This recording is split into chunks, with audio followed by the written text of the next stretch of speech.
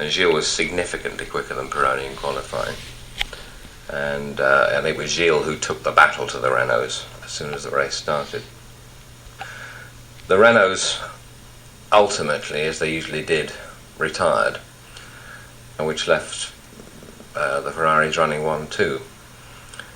It's, since the beginning of time, really the only rule about team orders at Ferrari has always been that if the two Ferraris become first and second in a race, the order in which they finish shall be the order in which they were running when they became first and second.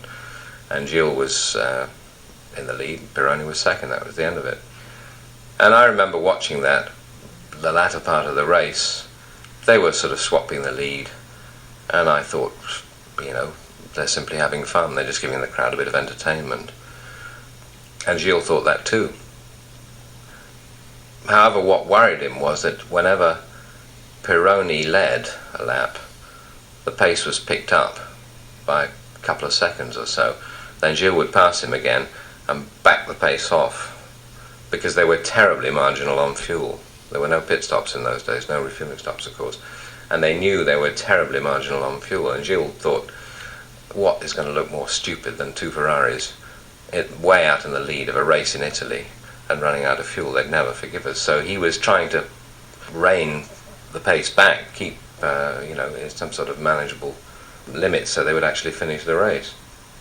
And finally, sort of towards the end, he was in the lead once more, and Pironi was sitting behind him. They'd settled for a more relaxed pace by now, and Gilles thought, oh well, that's a relief, at least we're going to be all right.